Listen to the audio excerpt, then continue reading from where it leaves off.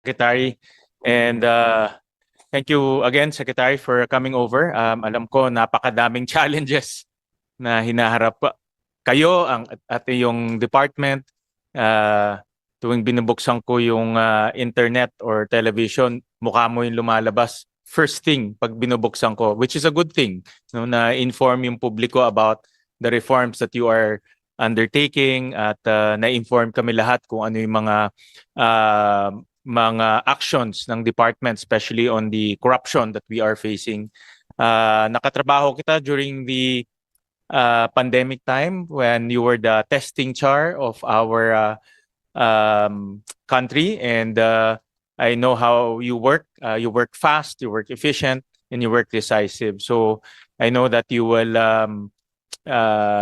be able to clean up and reform the Department of Public Works and Highways. It's a big challenge, alam ko. Nakita ko parang dati payat ka na, lalo ka pang pumayat eh. No?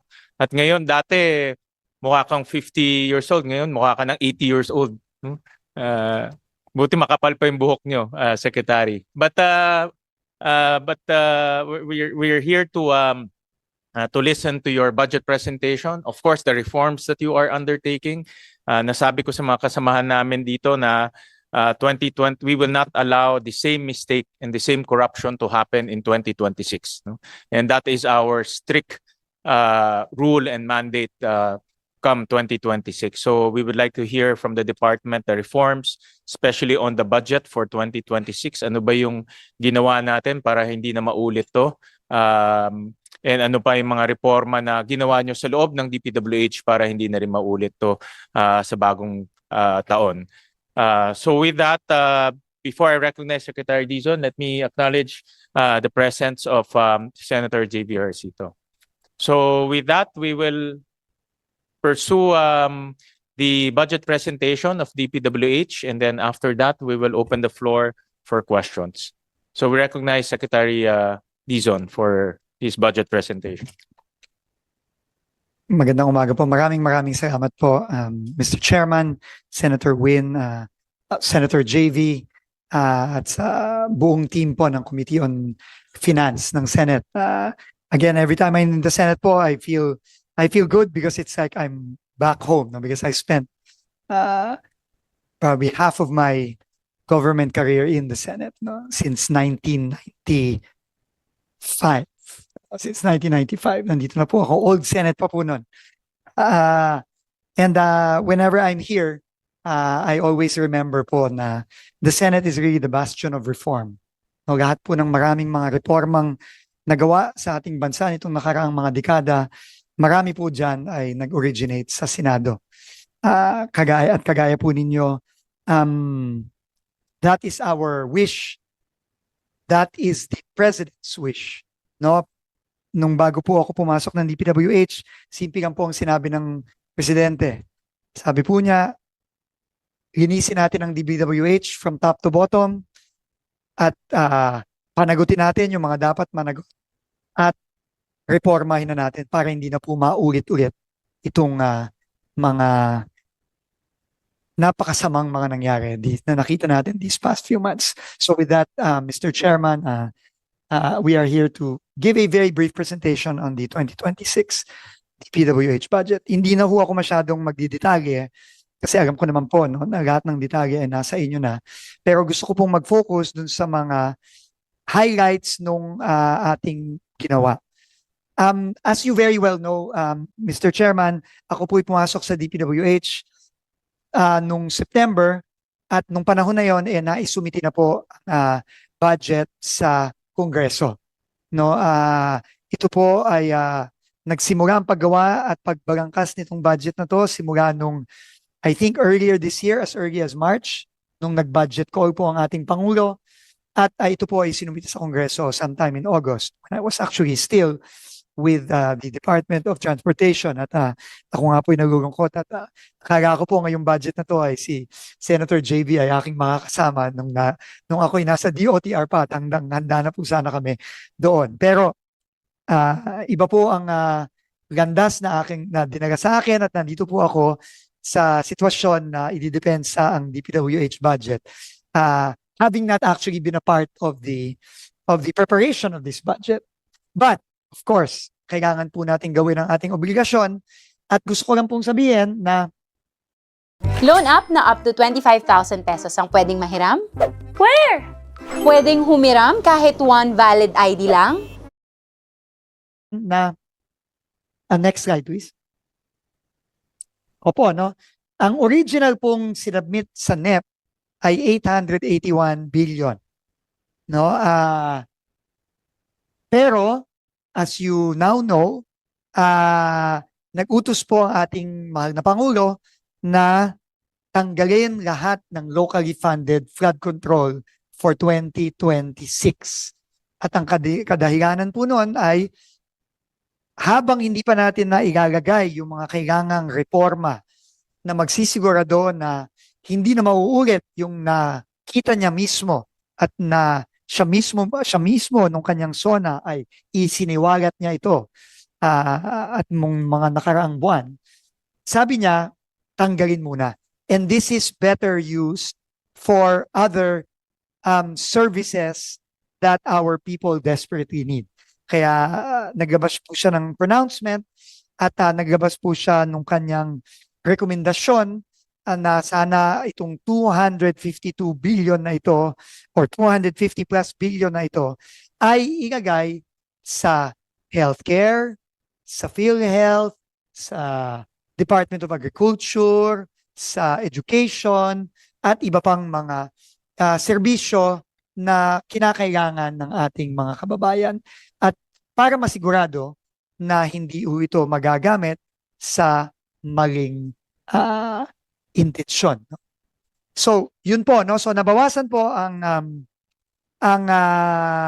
net value ng DPWH.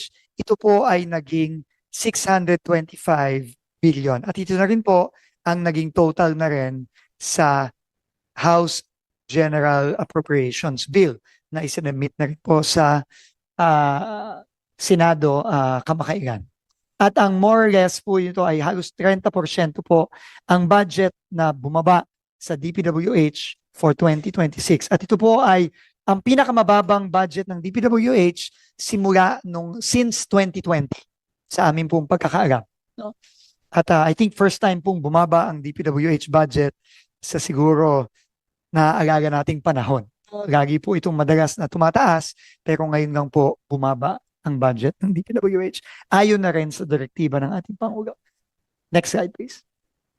At ito po ang makikita din po natin, no?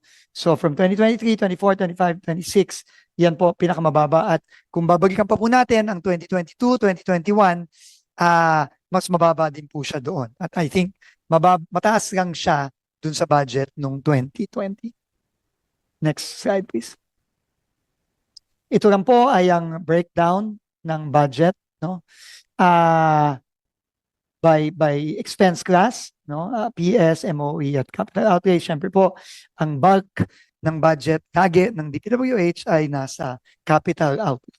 So, yan po, no, ang makikita natin ngayon sa budget na ito. Next slide, please. Ito po ang breakdown ng capital outlays.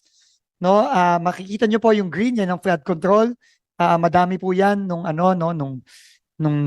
nakaraang mga taon. Pero makikita nyo po, ang natira na lang po sa flood control ay yung mga foreign assisted projects na pinautang sa atin ng ating mga lenders tulad ng JICA, tulad po ng World Bank at iba pang mga multilateral agencies. Yan po ay roughly 15.8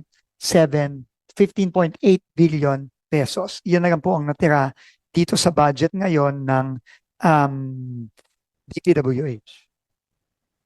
Next slide, please. At ulitin ko po, no, as a direct result, tinanggal po ang all locally funded projects ang tinanggal po, na flood control ay tinanggal po. No? Dito sa budget na nasa Committee on Finance po ngayon.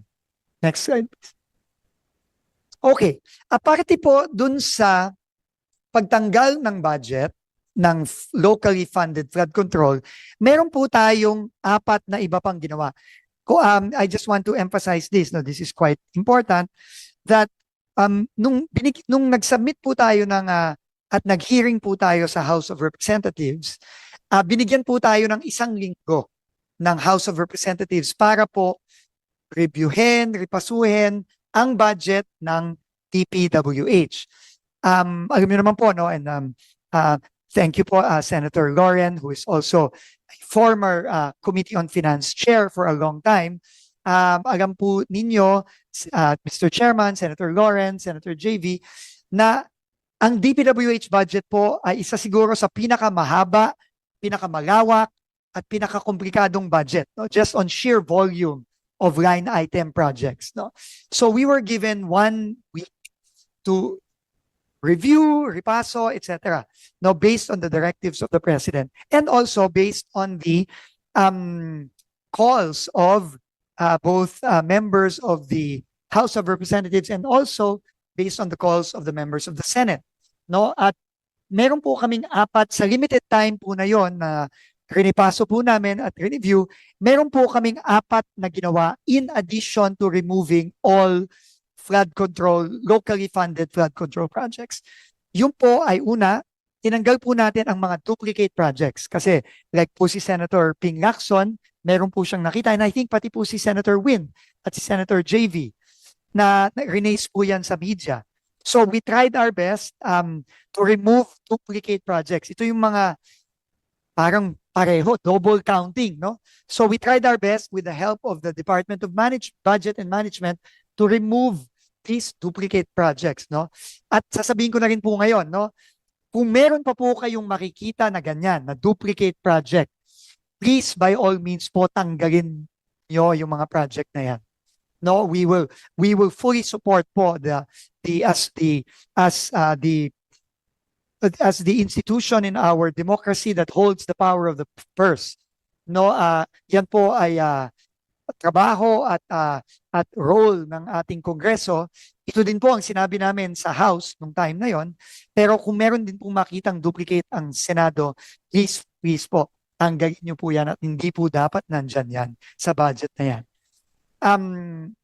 We also tried our best to remove yung pong release po ata ito ni, I'm not sure if it was Senator Win or Senator Ping. Yung mga nakalagay na completed pero meron pa rin pondo. Hindi po tama yan. Hindi po pwedeng mangyari yan. No? So again po, we tried our best with the help of the DBM to identify these projects, and we have also tried our best to remove them. And we also removed overlapping sections. Ito pong mga sinasabi na minsan tinatawag nilang facing o yung mga iba-ibang mga paraan para ipakita na merong iba't ibang project pero actually isang project lang pala yun, no? So we tried our best also to do that, no, to remove overlapping sections and overlapping phases, no, sa mga proyekto. Pero again po, kung meron po kayong makikita pang ganyan, please feel free po na tanggalin po yung mga proyektong yan. And also, ito po, yung I think si Senator JV po ito, no, kung maaalala ko, yung rack netting, cat's eye at studs. At consistent din po ito sa mga sinabi kamakailan ni Senator, ng ating chairman, si Senator Gatchalian, yung mga overpricing. No, kasi marami pong mga report na umabot sa amin na overpriced daw yung rack netting, overpriced yung cat's eye, overpriced yung mga studs at iba ba. Lahat po ito tinanggal na rin po namin sa budget na ito. Pero it is not a perfect budget. No, I will be the first one to say na hindi pa yan perpekto. Kaya importante pa rin po ang intervention po ng ating Kongreso at ang ating Senado para as much as possible po malinis po talaga natin itong budget na ito. We have tried our best. We were given a very, very limited time, only 1 week to do this. Pero meron din pong syempre pang kung may makikita po ang Senado, please po feel free to do that as well.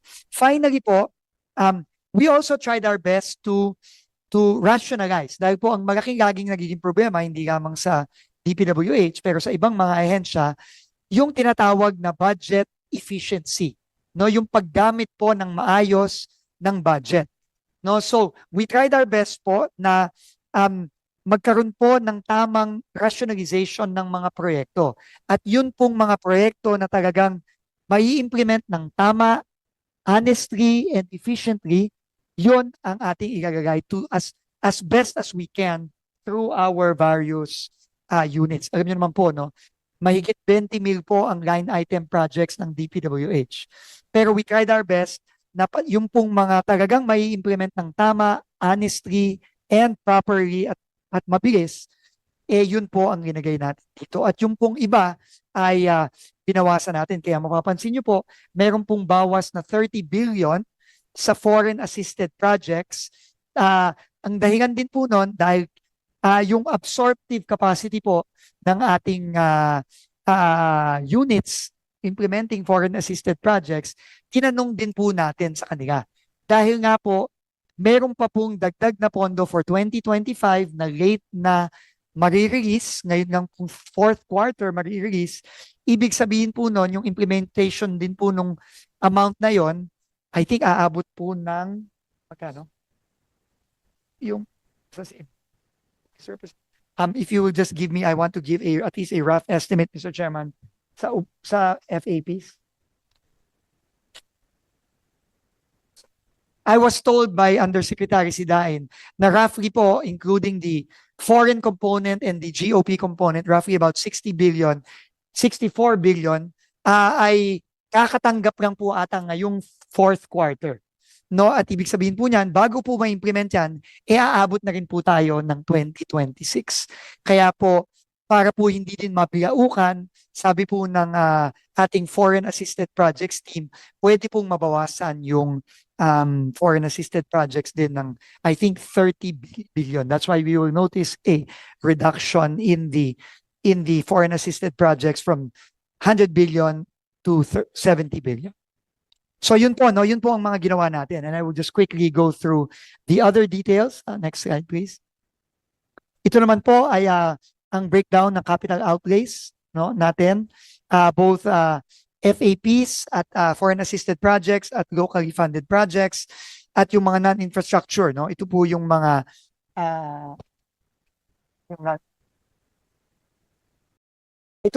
MOOE, no. MOOE na part nung pag-implement ng mga malalaking projects po ng DPWH, no. Next slide, please. Again po, ito yung capital outlays, breakdowns, and support to operations. No? Yan po yung, again, yung mga MOOE, yung mga project personnel po natin, yung mga feasibility studies, yung mga design studies natin, no? Nandyan din po yan. Right of way, kasama din po dyan. Next slide, please. At ito po, no, yung sa infrastructure flagship projects natin, lalo na po yung dalawang napaka-importanting project, yung Daang Maharlika at yung ating nautical highway, no, sa Visayas region at sa Mindanao. Importante po ito dahil nakakalungkot po, Mr. Chairman, Honorable Senators, na talaga pong napag-iwanan ito. No, a lot of the sections of the Daang Maharlika and the nautical highway natin, lalo na sa Mindanao at sa Visayas, talaga pong sira-sira na. At kailangan po talagang pondohan ito at kailangan po talagang gawin na as soon as possible. At dahil ito din po ang kabilin-bilinan ng Pangulo. So we just wanted to highlight that and seek your assistance there as well. And this straddles multiple provinces, multiple regions, multiple districts, multiple LGUs. Next slide, please. At ito naman po ulit yung IFPs natin. This is very close to my heart, Mr. Chairman, dahil alam niyo naman po, nung nakaraang administrasyon, ako po ay naging presidential advisor on flagship projects. Kaya familiar po ako sa mga projects na ito at kailangan po talaga natin itong i-implement dahil ito po talaga ito po, advocacy po ito ni Senator JV. No, paulit-ulit po niyang sinasabi yan na kailangan yung mga big ticket projects natin talaga magbibigay ng ginawa sa ating mga kababayan ang talagang dapat unahin. Next slide, please. At ito naman po is just a breakdown of some of the completed projects na talagang naman po, and most of them are foreign assisted projects like the Pangil Bay Bridge, the Pasig Marikina. I think this is one of the flood control projects that we can all be proud of. No, this is foreign funded. And tapos na po ito yung phase 5 at pero meron pa pong mga future phases ito. Yung pong arterial bypass road, yung Plaridel bypass road na sinasabi sa Central Luzon, yung pong integrated disaster risk and reduction adaptation measures sa iba't ibang areas, in this case sa Pampang Bay, yung pong Samar Pacific Coastal Road, at yun din pong mapakaayos na flagship project natin na flood mitigation and risk management project in the Cagayan de Oro River. No, lahat ito ay magagandang ehemplo ng mga maayos na proyekto. Nung pong nakaraang linggo lang po, mamarapati nyo lang po ako, kasama ko ang ating Pangulo, meron po kaming binisita na dalawang napakaganda at napakaayos na project sa Cagayan Valley. No, yung pong Claveria Flood Control at Irrigation Project na napakaganda po at napakaganda po ng pagkagawa. Finished on budget, on time, and it really is doing wonders in mitigating flood in the Cagayan Valley, no, which especially is very much needed by our farmers, by both our rice farmers and our corn farmers in Cagayan Valley, which is one of our biggest rice and corn producers in the country. At yun din pong Kalamanyugan Bridge na malapit na pong matapos. Yan po, may dagdag po kaming funding na hihingi dyan, roughly about 200 million pesos na lang para matapos na po at ma-inaugurate na po ito very soon para po magamit na ng ating mga kababayan sa Cagayan Valley papuntang ibang parte ng Region 1. So with that po, I think that ends the presentation. Mr. Chairman, I'm sure there will be more questions from the committee. But before I end po, let me just give you also a rundown of the various reform measures that we are currently doing now. Alam niyo naman po, mahigit isang buwan pa lang po tayong nakaupo kasama at yung pong iba nating bagong team, linggo pa lang po ang binibilang nila dito. But I think if I may just mention a few of the major reforms that we are currently undertaking, let me start with the reforms on ensuring accountability. Now, that is, I think, the first step. We need to make sure, according to the President, paulit-ulit po niyang sinasabi, wala po tayong sisinuhin, wala po tayong sasantuhin, top to bottom po ang ating magiging cleansing. And we are doing that right now. Obviously, the first reform are the filing of cases. That is unprecedented, Mr. Chairman.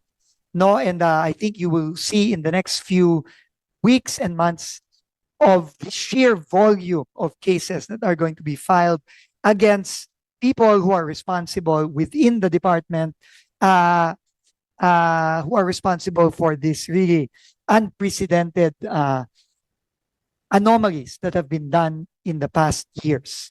And we are doing this closely with the Independent Commission for Infrastructure and the Office of the Ombudsman and the DOJ. So yan po, meron na po tayong unang case na final sa Ombudsman, isang buwan na ang nakalipas. Ito po ay pinangako na po ni Ombudsman Boying Remulla, ang ating bagong Ombudsman, na bibilisan na po ito na ma-file sa Sandigan Bayan. Ito po yung kaso sa First District of Bulacan. May mga susunod pong kaso na ifa-file na rin ngayong linggong ito involving other projects. Pangalawa po doon, yung final ng ICI sa Ombudsman, yung pong kaso sa Oriental Mindoro involving several DPWH personnel and involving contractors such as SunWest Corporation as well as the other companies of the Diskaya family. Meron din pong mga iba pang ifa-file sa mga susunod na araw ngayong linggo. Ayoko na lang pong pangunahan ng ICI doon, but you will expect those cases to be filed already in the coming days. Apart from filing of cases, we have also instituted a sweeping review of officials within DPWH from top to bottom. We have already issued several show cause orders whenever I think a total of, sure, Yusek Rico, Hindi to magkakaroon ng almost 1 million sold items kung hindi maganda ang quality ng charger na to. Kung 5 watts charger pa rin kasi ang More than 20 show cause orders already for various DPWH personnel across the country. No, iba't iba pong this is not limited to Bulacan or Luzon. Marami na po tayong in-issue at yan po ay umaandar na ang proseso. Alam niyo naman po, lalo na para sa ating mga opisyales na under civil service, meron po tayong proseso dyan at kailangan po nating sundin ang prosesong yan. At the same time, we are right now in the process of instituting reforms sa ating human resources. No, we will now start with a review of policies to ensure that that DPWH becomes truly a meritocracy. No, at hindi lang ma-appoint dahil kilala si ganito, kilala si ganyan, recommended ni ganito, recommended ni ganyan. Kailangan po, dadaan po sa masusing pag-review ang mga applications. Today, we opened up applications to 2,000 vacant positions in DPWH. And lahat po, pati po mga job order, pwedeng mag-apply dito. At magpalabas po kami ng guidelines sa tulong na rin po ng dating mga secretaries of the department, si Secretaries Babe Singson at Ping De Jesus. Tinutulungan po nila kami ngayon para magbuo at magbalangkas ng bagong rules on meritocracy. So yan po ang ginagawa po namin ngayon. Ikalawa po, meron po tayong kinakailangan gawin sa planning at budgetary reform. At si Undersecretary, bagong talagang Undersecretary Nick Conti, na pumalit po kay former Undersecretary Cabral, yan po ang kanyang trabaho ngayon. Paano natin masisigurado na ang planning at budgetary process ay maayos, transparent, at i-reflect po talaga ang pangangailangan ng ating mga distrito, ng ating mga probinsya, ng ating mga rehiyon. No, we are completely scrapping the formulas that were initially explained to both the Committees on Finance and the Blue Ribbon Committee on allocable and non-allocable. We are scrapping all of that and we will simplify the formulas and the process by which projects get to the National Expenditure Program. Yan po ay riripasuhin natin completely para sa darating na budget sa 2027. So yan po ay ongoing, hindi po ito madali, hindi po ito mabilis kasi marami pong kailangang ayusin dito, but we are very we will really welcome po any suggestions that may come from the honorable members of the Committee on Appropriations and the Philippine Senate. Ikatlo po, kailangan po din natin ireforma ang procurement process ng DPWH. No? Kailangan pong ireforma ang procurement dahil dito po nakita natin ang maraming mga pagkukulang at loophole. At Mr. Chairman, if you would allow me to take this opportunity to thank Senator Bam Aquino, because in the Blue Ribbon hearing that I attended personally, siya po ay nagbigay ng napakagandang suhestyon na mag-file ng mga kaso laban sa mga kontratista na naging involved sa bid rigging sa Philippine Competition Commission. At yun po ay napakagandang development at ginawa po namin yun agad-agad. We have filed 12 cases with the PCC already, and Mr. Chairman, Senator Bam, we will be filing more. We will be filing more. And ano po yun, it sends a strong message that we will not tolerate bid rigging. Kasi po mabigat po ang parusa na yon. 110 million for first offense at 250 million, up to 250 million for future offenses. So mabigat po yon at hindi po namin tatantanan yan, Mr. Chairman, Senator Bam. But apart from that, we will also institute reforms that will bring about transparency and really I don't think we need to make new laws or new regulations. I think especially now with the passage of RA 12009, the amended Government Procurement Act, everything is already there. We just need to make sure that all these laws, regulations are followed strictly. So we will be doing that as well. Yan po ay kasama po si Undersecretary Conti at yung ating procurement service. At kailangan din po natin ikaapat ng reforma sa implementation and monitoring of projects. No, meron tayong, nandito po si Undersecretary Ador Canlas at si Undersecretary Arthur Bisnar. Sila po ang ating dalawang Undersecretaries for Operations. Sila po ngayon ay talagang masusi ng nag-aaral kung paano natin may ensure na may implement ng tama ang mga project at more importantly, mamomonitor ng tama ang mga proyektong to para wala na pong magiging ghost project sa DPWH from now on. Lastly po, we also need to monitor yung pong pagbabayad. Kasama din po, no? Kasi marami po tayong nakita dito. Mga project na sinabing kumpleto na, pero either wala at all yung proyektong yon or hindi pa kumpleto, pero fully paid na. Halimbawa po, no? Pasensya na po kayo at this was a of a public outburst on my end, pero talaga pong sino ba naman po ang hindi magagalit kapag meron pong district engineer na nagsabi sa inyo na kung siya ay nagpagawa ng bahay, hindi niya babayaran ng kontratista hanggat hindi natatapos ang bahay niya. Pero yung project na hindi pa tapos, sinabi niya, inamin niya na okay lang magbayad kasi nangako naman daw po ang kontraktor na tatapusin niya. Yun po ang sinabi sa akin. No, live television pa po noon. No, sino ba naman po ang hindi magagalit sa ganong klaseng pag-iisip?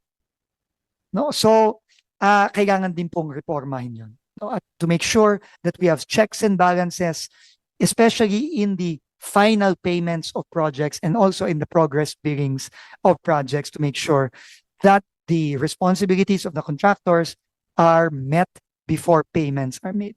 So with that po, yun po yung limang mga reformang ginagawa natin ngayon. We would be more than willing po to present to you once we have some very clear directions already on those reforms. But my request only po is we will also be given some time kasi hindi po biro ito. Sorry po, last na lang. Yung pinaka-importante na reformang ginagawa namin ngayon. Tinawag na rin po ito ni Senator Win Gatchalian, tinawag din po ito ni Congressman Rian Reviste na kailangan ibaba natin ang cost of materials ng DPWH. Kasi marami po dito mataas sa totoong cost of materials all over the country. We are also doing that now.